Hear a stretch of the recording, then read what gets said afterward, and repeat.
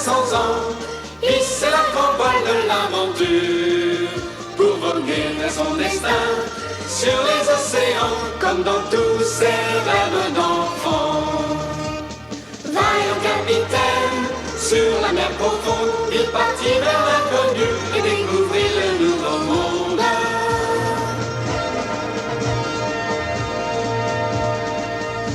Sous le soleil, toujours guidé par son cœur, jamais il ne connut la peur. Les souverains d'Espagne lui donnèrent la mission de porter bien haut leur drapeau. Malgré les tempêtes, sur la mer profonde, il partit vers l'inconnu et découvrit le nouveau monde. Ces caravelles voguèrent vers le mystère d'une terre inexplorée, au-delà des mers. Cet homme courageux s'appelait Christophe Colomb. Un jour il découvrit un nouvel horizon.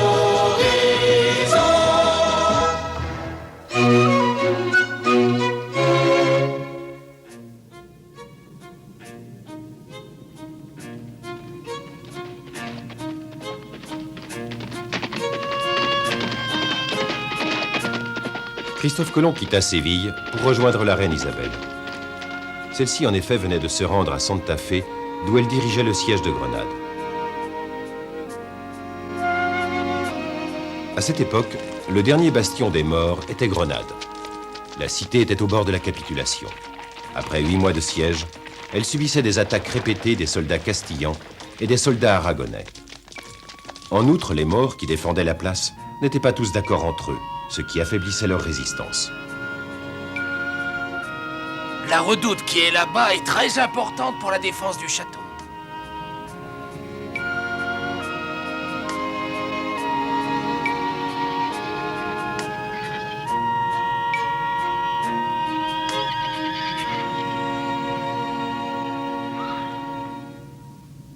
Castille en avant!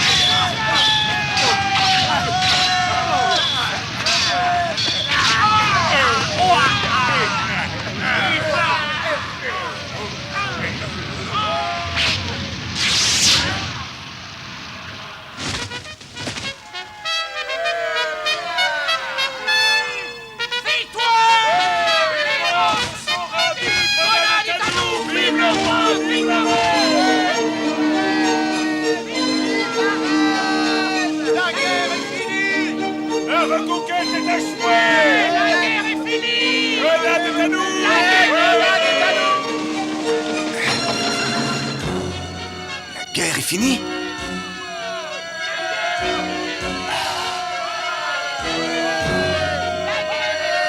Nous avons gagné, que le Seigneur soit loué.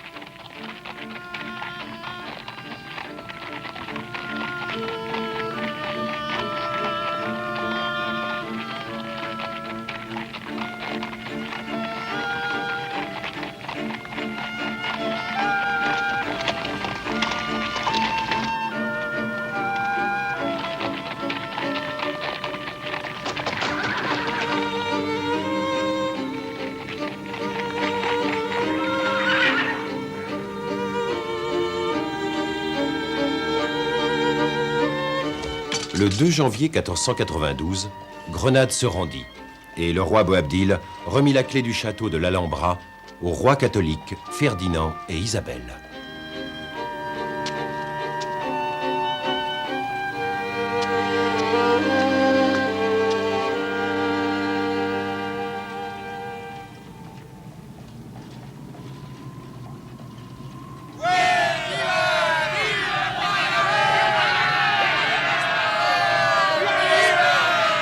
Ainsi prit fin la guerre pour la reconquête, qui durait depuis bientôt 800 ans.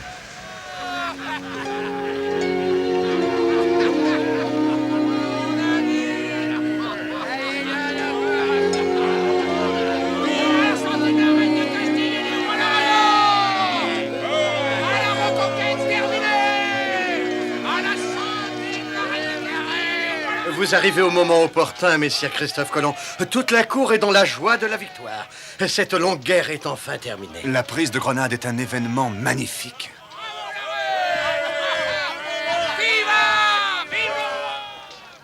Je suis heureux d'avoir été le témoin de cette grande victoire espagnole. Mais au fait, où sont leurs majestés catholiques?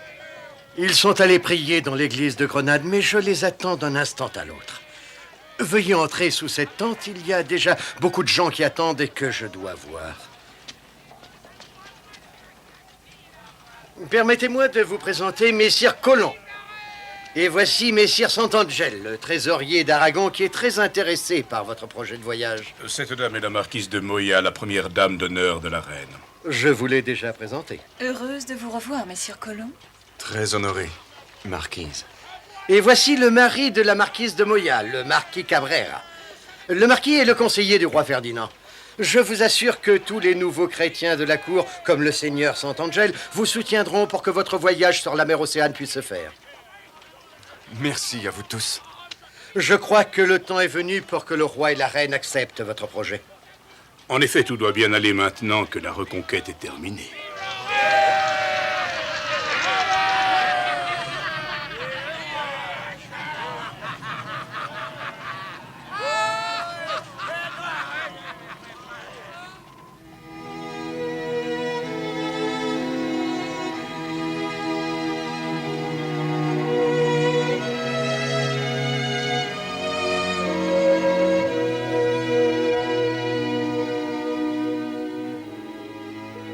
La prochaine expédition qui retiendra l'attention de vos majestés sera sans doute la reconquête de la Terre Sainte et de Jérusalem.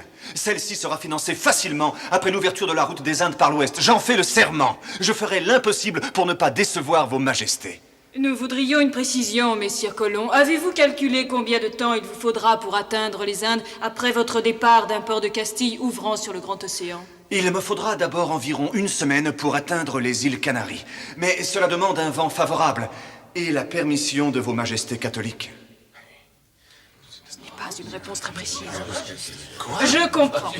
Mais dites-nous à présent à quelles conditions vous accepteriez de diriger cette expédition qui doit être tellement profitable à l'Espagne. Comment ?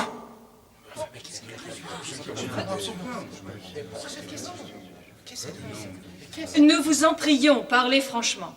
Tout d'abord, j'aimerais recevoir des lettres de noblesse, être nommé amiral des mers océanes et que tous mes droits et privilèges soient transmissibles à mes descendants comme tous les droits des amiraux de Castille et d'Aragon. Que dit-il? Des privilèges, mais qui seraient transmis à ses descendants. À l'étranger. Qui Dieu, voilà un garçon qui se moque de nous. Ensuite, je veux être nommé gouverneur général de toutes les terres, îles ou continents que je découvrirai avec le titre de vice-roi, de par la grâce de leur majesté le roi Ferdinand d'Aragon et la reine Isabelle de Castille. Je veux en outre 10% de la valeur de toutes les richesses et biens ramenés des terres nouvellement découvertes après déduction des frais de l'expédition. Oui, c'est un scandale. Cet homme se moque de notre roi. Ces exigences sont Un incroyables. Génois qui se croit sorti de la cuisse de Jupiter. J'étais le roi, je lui ferais donner des coups de fouet. Absolument. Cet homme se pense plus fort que les autres avec sa fatuité. Mais c'est absolument un sang. Messire Colomb, vous ne pensez pas que vos exigences sont nettement exagérées? Pas du tout, si vos majestés veulent bien considérer toutes les richesses que je leur rapporterai des Indes, avec l'or qui est en grande abondance à Cipango. Je suis sûr que mes demandes sont très raisonnables.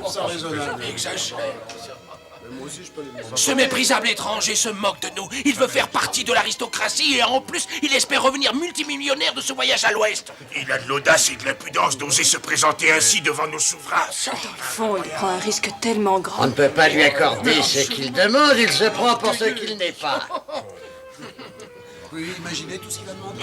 Il n'y a pas 6 mois, il suppliait le roi, et aujourd'hui, il Ces le dit. étrangers, c'est toujours la même chose. Absolument. Il est arrogant. Ils sont des arrogants. Le prieur va s'en occuper. Taisez-vous, écoutez ce que va dire Monseigneur Talavera.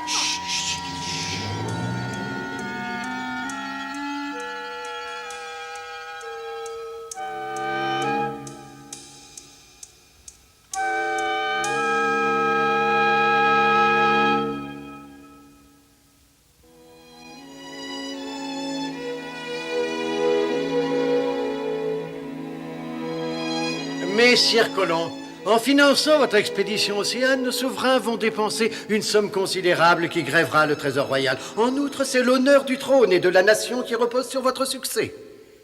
Mais si par malheur votre expédition devait échouer, savez-vous quelle perte immense cela constituerait? J'ai consacré toute ma vie à établir ce projet. Si par malheur je devais échouer, ce serait toute ma vie qui serait perdue à jamais. Tandis que pour le trésor royal, ce serait une perte d'1 million de maravédis et de 3 caravelles. Broutilles! Et l'honneur de l'Espagne ne serait pas entaché. Mais si au contraire je réussis, toute la gloire en rejaillira sur le trône d'Espagne et leur majesté catholique qui verront leur pouvoir augmenter et leur renommée respectée dans le monde entier. L'Aragon et la Castille s'enrichiront sans limite. C'est entendu, vous allez risquer votre vie pour entreprendre un voyage que nous estimons tous dangereux. Mais c'est vous, uniquement vous, qui avez fait ce choix, pas nous. Et d'habitude, ceux qui prennent de telles responsabilités en assurent le financement. Oui, mais je prends déjà la charge de diriger cette expédition. C'est notre Seigneur qui a voulu qu'il en soit ainsi et qui m'en a donné l'ordre. Incroyable. Vous avez entendu ça? Oui, j'en reste sans.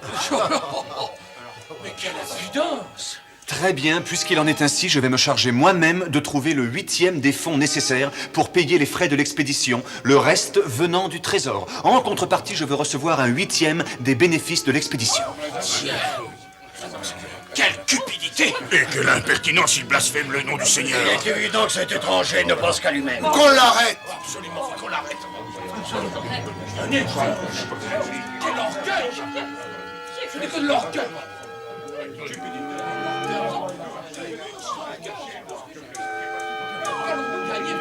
Le père franciscain Juan Pérez de Palos.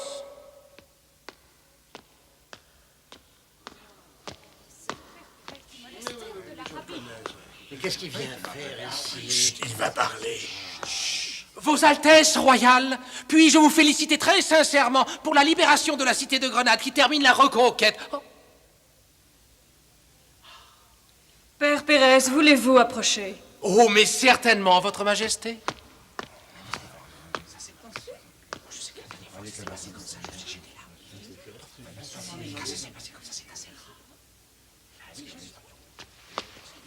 Je connais les prétentions que vous avez formulées. Ne pourriez-vous pas reconsidérer l'ensemble de la question? Le roi et la reine trouvent en effet que votre requête est excessive et qu'il faudrait essayer d'en diminuer certains éléments choquants. La requête que j'ai présentée à leur majesté, le roi et la reine, et à tous les membres de la cour ici présents, correspond à l'importance économique, politique et religieuse de mon entreprise.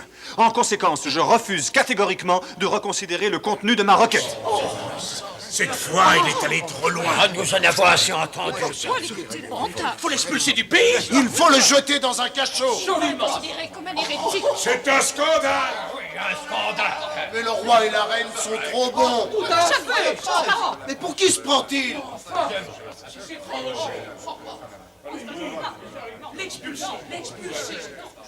Demandez-lui d'attendre dans le corridor, Monseigneur. Messire Colomb, retirez-vous un instant dans le corridor. Bien sûr.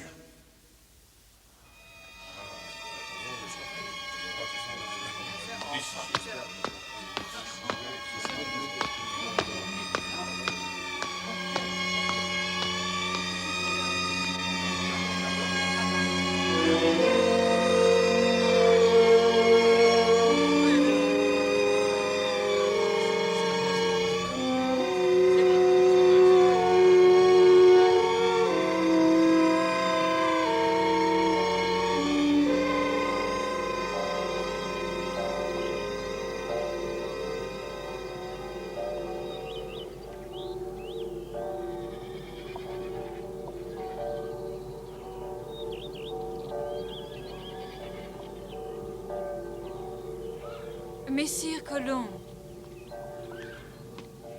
vous êtes vraiment un homme très brave. Je n'ai jamais rencontré jusqu'à présent un homme si courageux et si audacieux.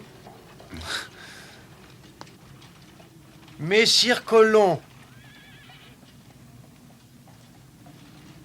Excusez-moi.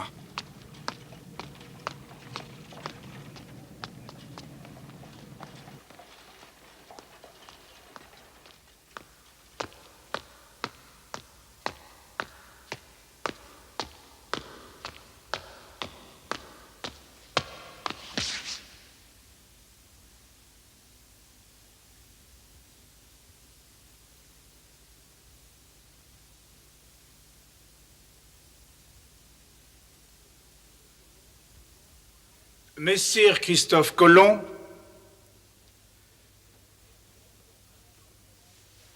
la Maison royale d'Espagne n'est pas disposée à donner suite à l'ensemble de votre requête. Telle est notre royale décision.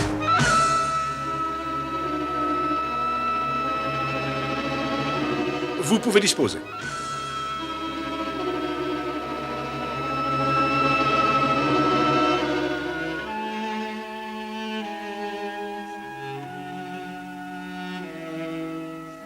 Je comprends. Dans ce cas, veuillez m'excuser.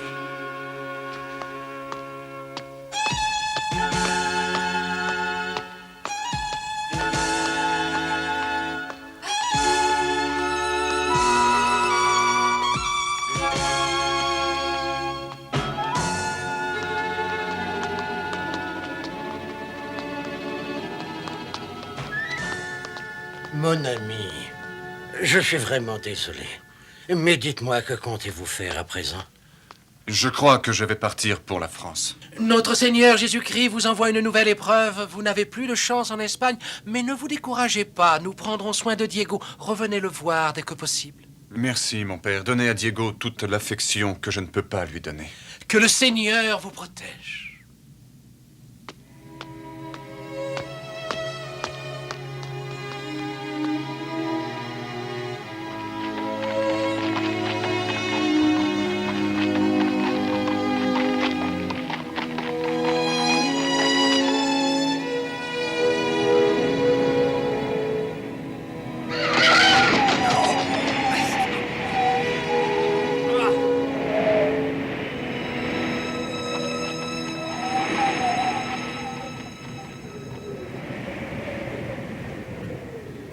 Voilà enfin débarrassé de cet insolent entêté, hein? Mais êtes-vous sûr que ce soit la bonne décision? Avec toutes ces exigences stupides, nous ne pouvions pas conseiller au roi et à la reine de les lui accorder. Mais s'il va voir le roi de France, Charles VIII, il se pourrait que celui-ci lui accorde tout ce qu'il demande. C'est vrai, il est possible que cela se produise. Votre Majesté, il se pourrait qu'un autre pays s'empare de la possibilité d'ouvrir la route des Indes par l'ouest. Je ne crois pas que cela se produira. Les prétentions insensées de ce colon lui fermeront toutes les portes. Ces exigences ne prendront corps que si l'expédition réussit. Mais vous affirmez que de toute façon il échouera. Alors votre obstination à lui refuser ce qu'il demande ne sert à rien. Mais voyons, Sant'Angel, pour préparer cette expédition, il faut beaucoup d'argent et des bateaux. Et n'avez-vous pas dit vous-même que les coffres du trésor royal étaient presque vides? Attendez. J'ai peut-être une solution. Il suffirait que je mette en vente mes bijoux pour trouver de l'argent. Il est certain que vos bijoux valent très cher, mais à quoi bon? La décision a déjà été prise. Non, je peux encore rassembler un capital suffisant et je serai honoré d'aider à mettre sur pied cette grande entreprise d'exploration et de découverte. Le seul problème est de savoir s'il a des chances de faire financer son expédition par un autre pays, malgré ses exigences. Et il a dit qu'il partait pour la France. Moi, j'en ai assez entendu. Je suis furieux contre cet arrogant qui a osé nous présenter une telle requête. Mais votre Majesté, si nous laissons Christophe Colomb s'en aller en France, tout est perdu. J'ai l'impression qu'il y en a plusieurs qui ont changé d'avis sur les exigences de Christophe Colomb.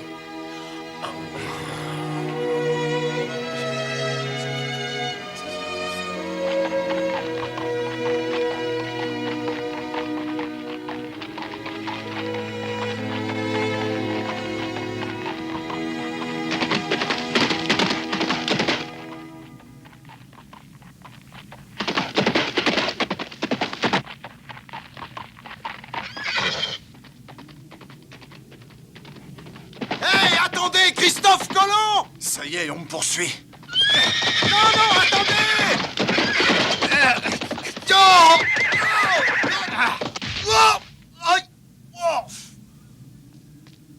Capitaine Christophe Colomb, ne partez pas.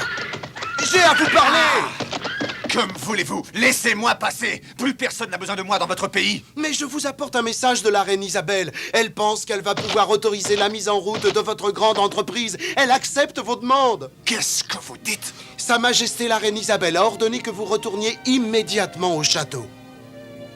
Vous en êtes certain?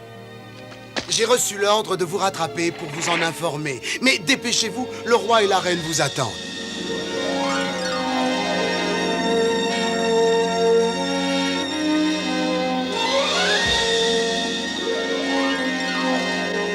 Merci, mon Dieu. Vous avez fini par exaucer mes prières. Vous ne m'avez pas oublié.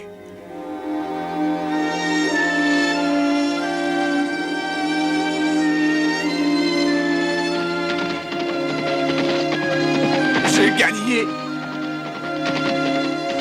J'ai gagné! Diego, Béatrice, Ferdinand, j'ai enfin gagné!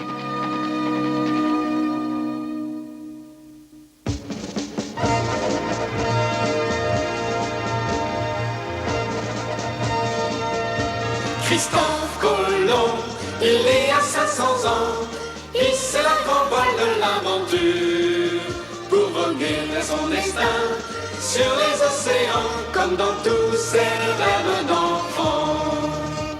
Vaillant capitaine, sur la mer profonde, il partit vers l'inconnu et découvrit le nouveau monde.